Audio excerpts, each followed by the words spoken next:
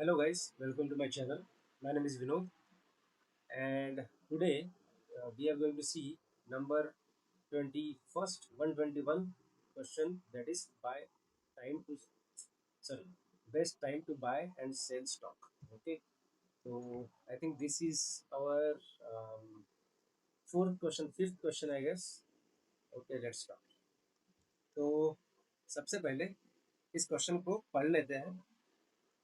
So you are given an array prices where price I is price of given stock on ith day. ठीक है, हर एक दिन का price array के अंदर है.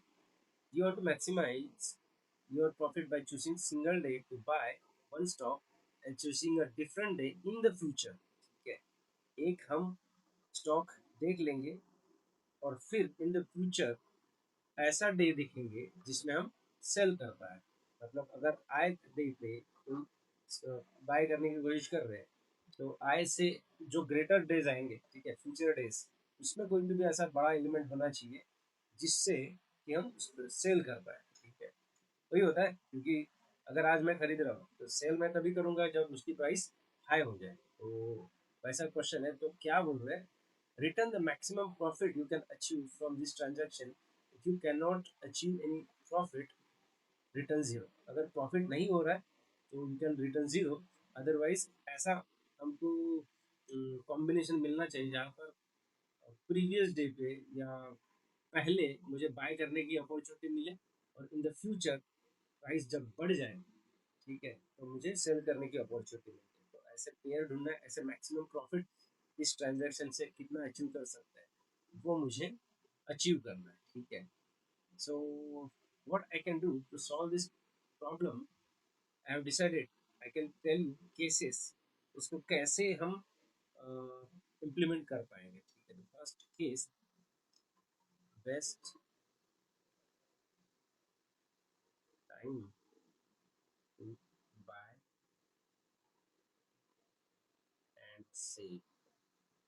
Number 121 question. ओके, अब एक केस है मेरे पास, केस वन, जहाँ पर I have given in descending order. ठीक है, तो मैं क्या करूँगा, इस दिन को एज अ बाय अगर मैं कंसिडर करूँगा, इसको अगर मैं ले लेता हूँ तो मैं जाऊँगा सेकंड डे पे. सेकंड डे छोटा हो गया तो अब मुझे इसको एज अ बाय करना पड़ेगा क्योंकि मुझे छोटा वैल्यू चाहिए. ठीक है, तो अभी मैं इसको बाय कंसिडर करूँगा. फिर से आगे जाऊँगा तो देख रहा हूँ और छोटा हो रहा है. ठीक है, तो अब मुझे इसको करना पड़ेगा. फिर से जा रहा हूँ तो इसको भी एज अ बाय करना पड़ेगा.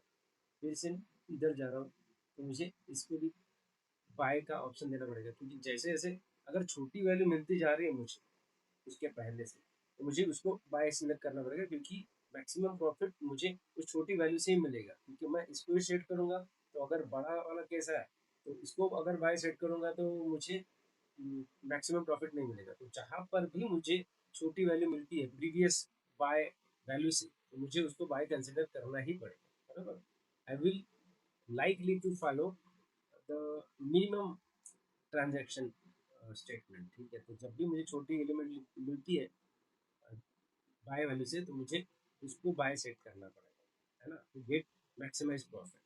ये केस हो गया. अब यहाँ पर कोई भी फ्यूचर में मुझे बड़ी वैल्यू नहीं मिली है तो I should return profit as zero. ठीक है, अब सेकंड केस, केस सेकंड हमारा कैसा है, 1 3 4 6 7. ठीक है, अब इसमें क्या है, इसमें all the things are in descending order.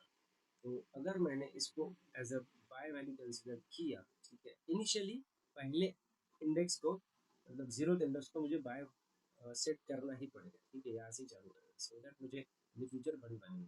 तो अगर मैंने इसको बाय वैल्यू सिलेक्ट किया और जब मैं नेक्स्ट डे पे जाता हूँ तो जो बाय से अगर बड़ी है तो I can decide the profit.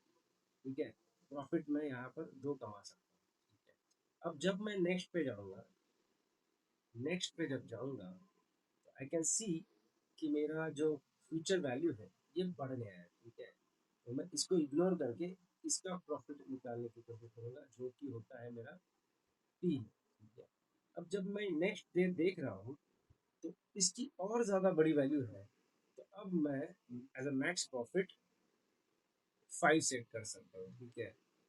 तो जो करंट प्रॉफिट आएगा वो अगर प्रीवियस मैक्स प्रॉफिट से बड़ा रहेगा तो मैं करंट मैक्स प्रॉफिट को as a max profit select करूँगा, ठीक है। तो मुझे यहाँ से समझ रहा है कि मुझे एक बाय वेरिएबल लेना पड़ेगा। Initially I will start with array of zero से एक प्रॉफिट मतलब करंट प्रॉफिट एक रखना पड़ेगा, क्योंकि जब भी जिस भी वैल्यू को ट्रेड कर रहा हो बाय वैल्यू से, ठीक है, मिनिमाइज कर रहा हूँ तो वो मुझे करंट प्रॉफिट मिलेगा। और जो मैंने प्रीवियसली प्रॉफिट डिक्लेयर किया था, सेट किया था, उससे भी मुझे उसको एज अ मैक्स प्रॉफिट मतलब प्रीवियस जो प्रॉफिट रहेगा जो मैक्सिमम रहेगा उसको भी मुझे डिक्लेयर करना पड़ेगा, ठीक है। तो ये 3 वेरिएबल मेरे लिए बहुत इंपॉर्टेंट है, ओके। अब नेक्स्ट टाइम जब जाऊंगा तो ये 7 आ गया अभी इसमें। तो जो ये प्रीवियसली मैक्स प्रॉफिट था ये करंट मैक करंट प्रॉफिट से कंपेयर होगा। अगर करंट प्रॉफिट मैक्स प्रॉफिट से बड़ा रहा तो मैं इसको as a max profit select करूंगा, और लास्ट में सारे इटरेट होने के बाद ये मैक्स वैल्यू मुझे वापस देंगे, ठीक है। तो this is another case that we can see. Now there is third case जहां पर व्हाट वी आर डूइंग 7 2 6 8 1 2, ठीक है। यहाँ से मैं बाय चालू कर दूंगा, लेकिन जब नेक्स्ट में जा रहा हूँ तो ये जो है छोटा है बाय से, तो मैं इसको काट करके इसको एज अ बाय कर दूंगा, ठीक है। अब जब मैं नेक्स्ट में जा रहा हूँ तो अब ये बाय से बड़ा है तो मैं इसका प्रॉफिट निकाल सकता हूँ। प्रॉफिट कितना है, 4 है, ओके। फिर मैं जब नेक्स्ट पे जाऊँगा तो ये और बड़ा है, और बड़ा मैक्सिमम प्रॉफिट दे सकता है प्रीवियस से, तो मैं इसको एज अ मैक्सिमम प्रॉफिट रख लूँगा, ठीक है। अब नेक्स्ट इस पे जाऊँगा तो देख मैं ये देख रहा हूँ कि जो प्रीवियस जो बाय था उससे भी छोटा हो गया, तो अब मैं इसको बाय को कट करके इधर बाय लगा दूंगा, क्योंकि आगे भी मुझे बड़ी बड़ी वैल्यूज मिल सकती है। तो मैं अगर इधर वैल्यूज लगा दिया फिर नेक्स्ट पे जब जा रहा हूँ तो जो करंट प्रॉफिट है वो 1 है, लेकिन मेरा मैक्सिमम प्रॉफिट अब तक का 6 है, तो मैं इसी को एज अ मैक्सिमम कंसिडर करके रिटर्न कर दूंगा, ठीक है। तो एक तो मुझे करंट प्रॉफिट ढूंढना है, और एक मैक्सिमम प्रॉफिट का वेरिएबल लेना है, और एक बाय प्रॉफिट का बाय वेरिएबल लेना है to store the minimum value inside the array, okay. और मिनिमम वैल्यू हर बार बदलती जाएगी, एंड वो हमें बाय का ऑप्शन चूज करने देगी maximum profit. Fourth case fourth case तुम्हारा इस तरह से होगा। यहाँ पर ये बाय से चालू होगा, लेकिन जब नेक्स्ट पे जाएंगे तो ये छोटा है बाय से, तो मैं इसको ऐसे बाय कर दूंगा। फिर जब नेक्स्ट पे जा रहा हूँ तो ये बड़ा है तो इसका मैं प्रॉफिट निकाल सकता हूँ। प्रॉफिट कितना है, प्रॉफिट 4 है। फिर नेक्स्ट पे जा रहा हूँ तो ये जो अब तक का मैक्स था इससे भी बड़ा करंट प्रॉफिट आ रहा है, तो अब मैं इसको इसको करंट मैक्स प्रॉफिट डिक्लेयर करूंगा कि ये कितना प्रॉफिट है, और इसको ना करके इसको एज अ मैक्स ले लूंगा। फिर नेक्स्ट पे 1 आ गया और बाय अब तक ये था, तो मैं इसको काट करके इसको मैं एज अ बाय डिक्लेयर करूंगा। और जब मैं नेक्स्ट देखूंगा तो यहाँ पर 9 है, और अगर मैंने इनका प्रॉफिट निकाला तो मेरा वो 8 आ रहा है, तो जो मैक्सिमम प्रीवियसली प्रॉफिट था, ठीक है, उससे बड़ा ये मेरा करंट प्रॉफिट आ गया, तो इसीलिए मैं इसको मैक्सिमम ना बोल के इसको मैक्सिमम बोलूंगा, ठीक है। These are the 4 cases that can be possible in this scenario, okay. अब मैं आपको बताता हूँ कि इसको कैसे सॉल्व करेंगे। मैं डायरेक्टली कोड करता हूँ और समझाते जाता हूँ कि क्या क्या होना है। तो सबसे पहले मुझे एक बाय वैल्यू लेनी पड़ेगी जिसको मैं एरे 0 से स्टार्ट करूँगा, and here there is no array, prices का एरे है, ठीक है। तो मैं इसको ऐसे जीरो से इनिशियलाइज करूंगा, जीरो से स्टार्ट होगा। एक मेरा रहेगा मैक्सिमम प्रॉफिट निकालने के लिए, ठीक है, इसको जीरो से इनिशियलाइज कर दूंगा। डेटा टाइप लिखना जरूरी है। और अब एक रहेगा तुम्हारा करंट प्रॉफिट, ओके, जो वो भी मैं जीरो से डिक्लेयर कर दूंगा। इसका भी डेटा टाइप। नाउ जब मैंने जीरो जीरो पे बाय रख दिया तो मैं स्टार्ट कर दूंगा 1 से, बराबर, और ये जाएगा n तक, n-1 तक, और ये i प्लस प्लस। अब सबसे पहली कंडीशन क्या थी, जब भी हम वैल्यूज को इटरेट कर रहे थे तो हम ये देख रहे थे कि इफ अगला जो वैल्यू आ रहा है प्राइसेस के अंदर का जो वैल्यू आ रहा है वो बाय से छोटा है कि क्या। पहली केस में देखिए, पहली केस अगर आप देखोगे तो पहली केस में बार बार बाय चेंज हो रहा था, बराबर, क्योंकि मुझे छोटी से छोटी वैल्यू चाहिए सो दैट मेरा प्रॉफिट मैक्सिमाइज हो। तो अगर prices i is less than buy तो मैं बाय को प्राइसेस आई से इनिशियलाइज कर, सॉरी, सेट कर, ठीक है।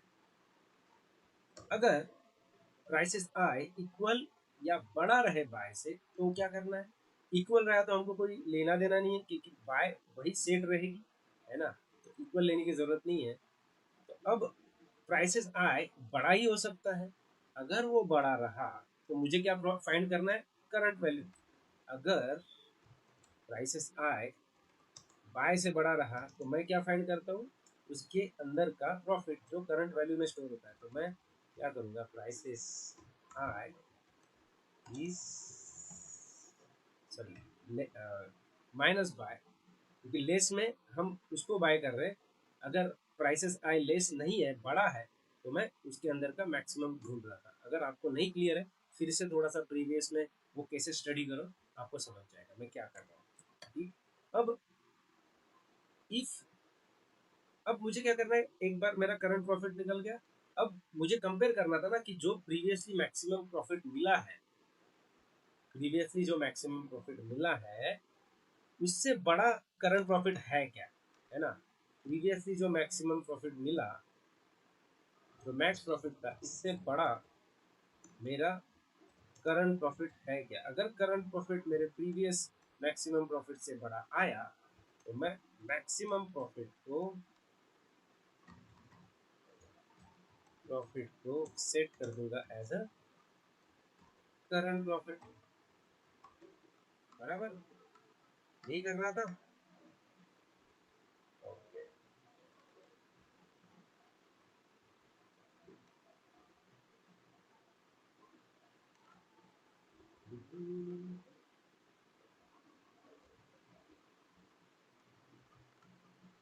Okay, and current profit, yes, everything is perfect now. अब बस आपको मैक्सिमम प्राइस रिटर्न कर देना, दैट्स इट। वही सिंपल सिंपल कोड था उसका, कुछ नहीं था,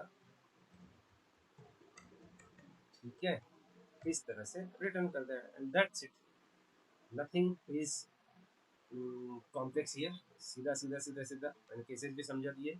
और इसकी कॉम्प्लेक्सिटी क्या रहेगी, इसकी कॉम्प्लेक्सिटी फॉर श्योर एन रहेगी, क्योंकि यहाँ पर मैंने एक ही बार एरर को इटरेट किया है। जितना एन है, जितना उसकी साइज है, उतनी ही बार मैंने उस पर ऑपरेशन किए।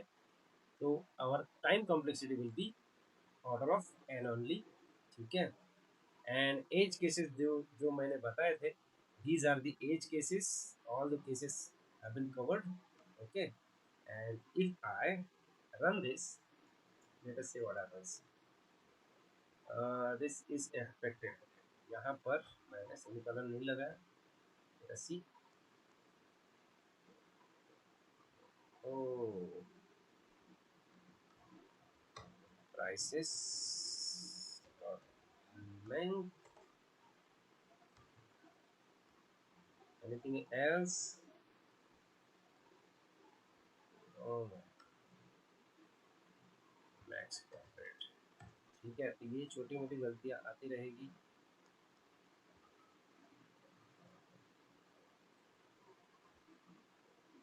Let's wait. And as you can see, तुम्हारा ये सारे टेस्ट केसेस रन हो गए हैं, and this is how you can run your code. ठीक है, सो अगर आपको ये सॉल्यूशन पसंद आ गया, यहाँ पर मैंने एक चेंज किया। कभी कभी क्या होता है, यहाँ पर मैं 1 लेता हूँ ना, तो इसकी जो टाइम कॉम्प्लेक्सिटी होती है, मतलब जो रन टाइम होता है, वो ज़्यादा हो जाता है। अभी देखो मैं 1 करता हूँ तो कभी कभी ज़्यादा टाइम लेता है। ठीक है, ये देखो जब मैं यहाँ पर 1 कर रहा हूँ ना, तब ये ज़्यादा टाइम ले रहा है, 2 मिली सेकेंड। और जब यहाँ पर मैं 0 करता हूँ ना, तो ये कम टाइम लेता है। I don't know why this should not happen, लेकिन लीडकोड का कंपाइलर जो है, ये अगर 0 लेने के बाद उसकी जो टाइम है वो कम लेता है। ठीक है, so try to figure out what this exactly is. ठीक है, अगर आपको कमेंट में समझ में आ रहा है ये क्या चल रहा है, तो you can comment on it. ठीक है, अगर आपको मेरा एक्सप्लेनेशन समझ में आया होगा तो please give the like and share subscribe. और अगर आपको अभी भी डाउट है कि ये समझ में नहीं आ रहा, यू कैन कमेंट कि किस तरह से हम उसको और इम्प्रूव कर सकते हैं। ठीक है, ठीक है guys, thank you, bye bye.